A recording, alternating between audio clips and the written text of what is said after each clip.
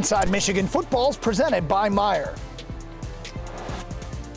Hi again, friends, and welcome to State College for another edition of Inside Michigan Football. Doug Karsch, John Jansen, the Wolverines.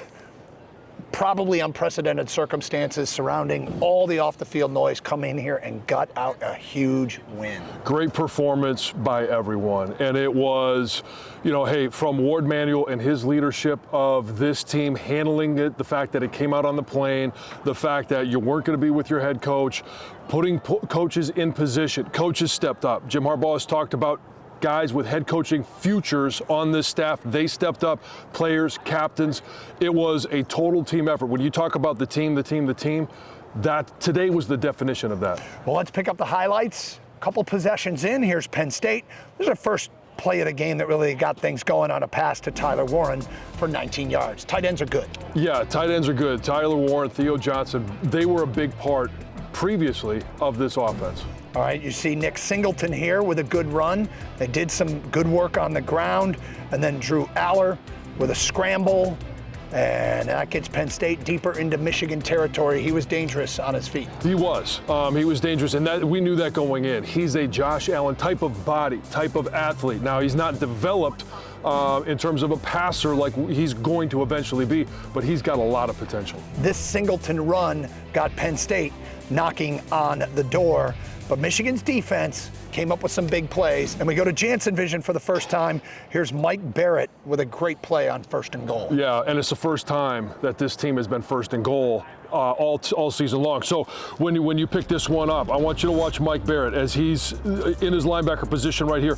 Everybody else is absorbing blocks up front. That's why when you've got a big defensive front, you've got a double team here, and you've got a tight end that doesn't see Mike Barrett. He goes off, and all of a sudden Mike Barrett, all he does is scrape across, and he's in position to make a tackle. We pick it up now, 3rd and goal. Penn State completed this pass for a touchdown last week against Maryland, but not on Will Johnson here. Will Johnson has been playing at such a high level, and tonight it was no different. All right, we pick it up next Michigan possession, down 3-0, and here is Cornelius Johnson. They put JJ on the move, and CJ comes through for him. Yeah, struggled with protection early on. So what do? You redefine the launch point of the quarterback. You get him outside the pocket. You give him a clean view down the field. Obviously, he gets a chance to see CJ, and it's a nice completion. All right, we go to Jansen Vision again. This is a 3rd and 10, and the Wolverines go quarterback sweep. Well, I just mentioned getting JJ outside the pocket. You also needed to loosen some things up inside so you can run between the tackles. And when you do that, you're going to pull Carson Barnhart, your right tackle, who struggled in pass protection but did a great job in the run game. All of a sudden, he gets out here, and it's very difficult to be able to block some of these little guys. He gets, a pad on a pad, clears room for JJ, and JJ cuts it up for a 1st down. Same drive as 1st quarter turns to 2nd quarter. We go to Jansen Vision again. You screamed during this play on the air. Cut back. Cut back.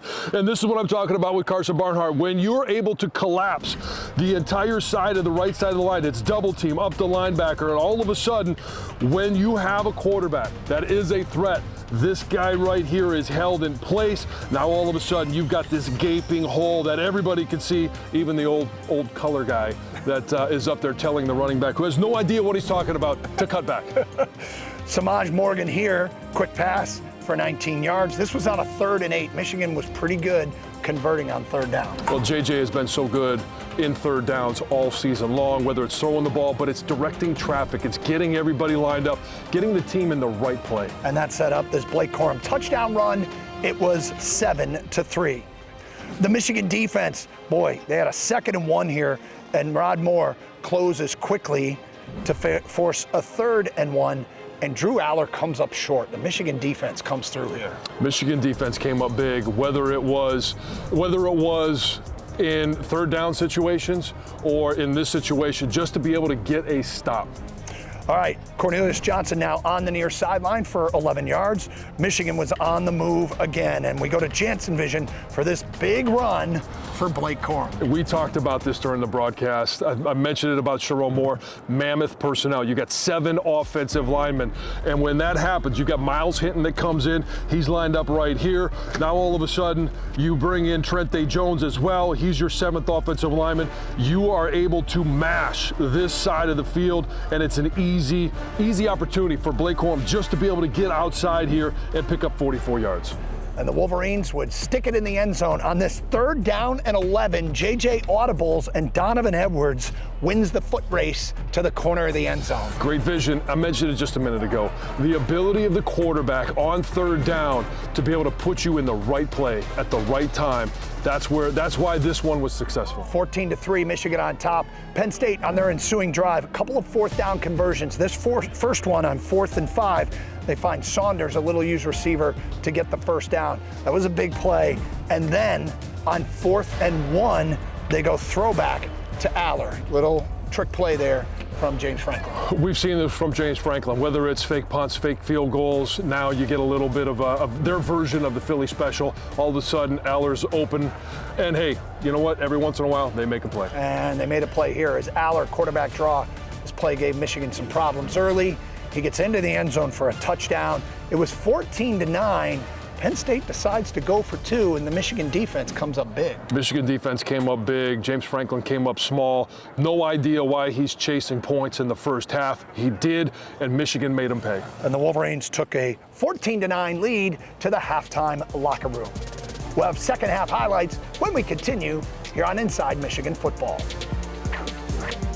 Inside Michigan Football is brought to you by Meijer, presenting sponsor of the 2023 Michigan football season and proud supporter of thousands of local sports teams across the Midwest. Inside Michigan Football continues from State College. At halftime, Michigan led 14-9, and the Wolverines, little did we know, they wouldn't technically throw the ball the rest of the way. This is Penn State's first possession. Junior Colson fills a hole, comes up big. When you've got Kenneth Grant, you've got Cam Good, you've got Mason Graham absorbing so many blocks up front, it allows your linebackers like Junior Colson to be able to make plays like this. Huge play here. This is 3rd and 2.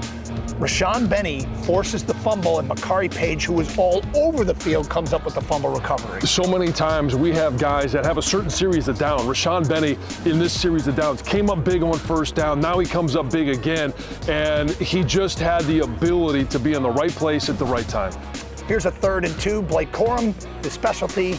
He gets just enough, moves the chains, and then this is a 4th down, and JJ, Wolverines decide to throw it, and he makes the play with his feet. What a cutback. Oh, great cutback. And I tell you what, Jason Devon mentioned this on the broadcast. That's not easy to do. Those guys out there are tremendous athletes. They're used to making cuts like that. But when you have a quarterback that can stick his foot in the ground, come back and pick up a 1st down like that, that's special.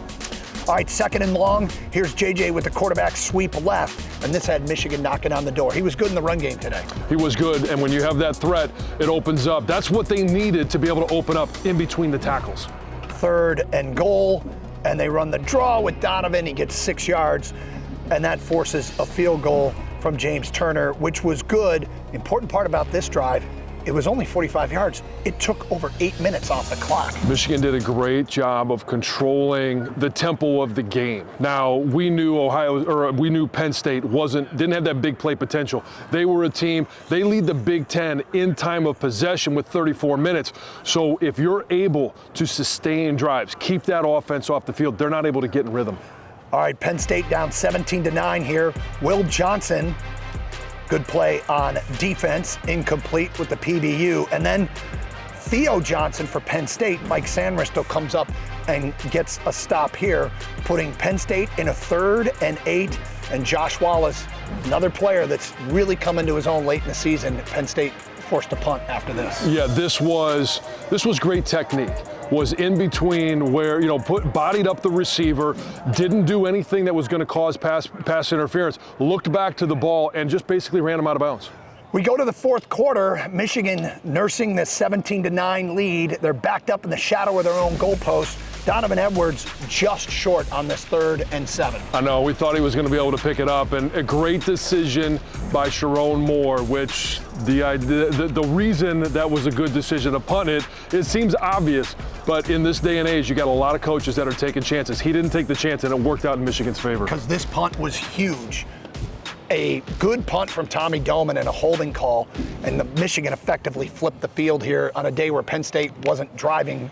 Their drives were short. Yeah, they were short. They weren't effective offensively, so you could flip the field. When you start with that ball inside your 5-yard line, yet you're able to flip the field to the other 30, that's a big-time special teams moment. All right, here's a big play. One more Jansen vision. Penn State goes flea flicker. They do, and I want you to watch a couple of guys. I want you to see Will Johnson back here. Watch him as this play develops. Does a great job of carrying his receiver, notices that, hey, I've got help on the back end, comes back up, and there's really nowhere for Drew Allard to be able to throw it. And not only was the secondary not full back here, but when you watch the pressure up here, you got Jalen Harrell that is continuing to drive to the quarterback. He effectively made this play as well. And then on 3rd and long, Josh Wallace in phase here, and that would force a punt. All right, here we go. Michigan's ensuing possession. Blake Corum on 3rd and 1 moves the chains. He does. That was the theme of tonight.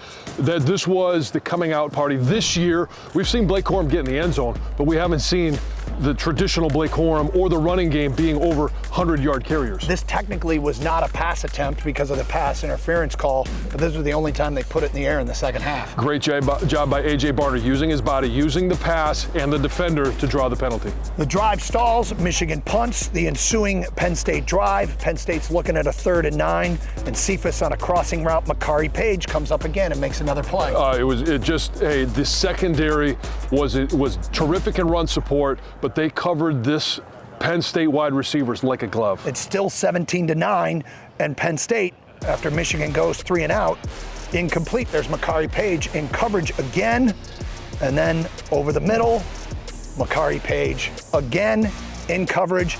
Penn State, 4th down and 7, they decide to go for it in their own territory. Yeah, I think one of the best players for Michigan today was actually James Franklin and the decisions that he made. But when you have the ability to force a team to have to make tough decisions, benefit Michigan. All right, first play after that, it's Blake Corum to the house. And Michigan finally opened up a 2-score lead. What a run by Blake, well-blocked play. Yeah, great vision, great feel for what it was, and it was a cutback. Once he cut back, I mean, he was untouched by human hands all the way into the end zone. Penn State moves all the way down to the Michigan 10, and Drew Allard finds Theo Johnson for a touchdown to make it 24-15, but this basically put the nail in the coffin. Penn State goes for 2, trick formation, Michigan not fooled. Will Johnson in coverage makes the play. Yeah, Mike Barrett was the one that really orchestrated the defense. 6-year senior. This is where you talk about guys, why seniors are captains. It's for this moment where they're in control of the situation. He's directing traffic and has everything covered. We'll go inside the Michigan locker room coming up and hear from the acting head coach, Sharon Moore, here on Inside Michigan Football. All the outside noise, all the distractions, we never got distracted, and we just wanted to prove it to ourselves and prove it to, our coaches and everybody who supports us. So extremely gratifying. Our conversation with the coach is brought to you by Meyer. But what was this game like for you? It was something you can't describe. It was a real special moment. The players, man, they just gave everything they got. And we got guys with got to get stitches. Blake's got to get stitches in his nose. And, just warriors all over the field. Defense making big time stops. Our coaches, man, everybody was together. We just played for each other. We coached with each other and for each other. When did you find out that if Coach Harbaugh was going to be unavailable, that you were going to have to step in his place? Right before the game. Right before the game, we knew that he wasn't going to be available, and then, Coach alluded to it earlier, yesterday and throughout the week. If that happened, I would be there, so I was ready to step up. But we just got a great staff, so that's easy to handle when you got a great staff around you. How did the kids take the news, and how did they respond? I think you saw they responded. Played angry, played mad, played violent, played fierce, and they were just excited to play. They played for each other and played for Michigan. Now, early on, the first 2 drives, I know as play caller, as offensive line coach, it wasn't going great. What type of adjustments did you make, and what was the message to your offensive line and to the team? Yeah, we knew they had really good players. We knew that those guys could rush the pass. We knew they'd jump the count, and we had to make adjustments. Things can't always be let's planned, and you got to be ready ready to adjust and do something different. That was always in the back of my head. What if it's too loud? What if they're making them jump the count? What are you going to do? And I knew in the back of my head that we had to run the football. I think it was. I mean, I didn't anticipate no passes in the second half. I think the last pass I heard came with 7 minutes left in the second quarter. Yeah. As a former offensive line coach, it had to feel good. I mean, it felt good. I just did what I felt like was necessary for us to win the game. Our defense played their tail off. I love you, baby. I love you, baby.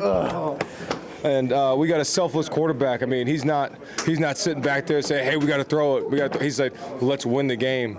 So whatever we need to do to win the game, he did, and it's just so awesome, and I'm very humbled to be a part of this group and this university. Coming into this game, everybody kept talking about, well, you're able to pass the ball. Run game wasn't like it was last year. Now all of a sudden, Blake Corum has 26 for 145. I know Donovan Edwards got it in the end zone, also averaged over 5 yards a carry. What was different for those guys today?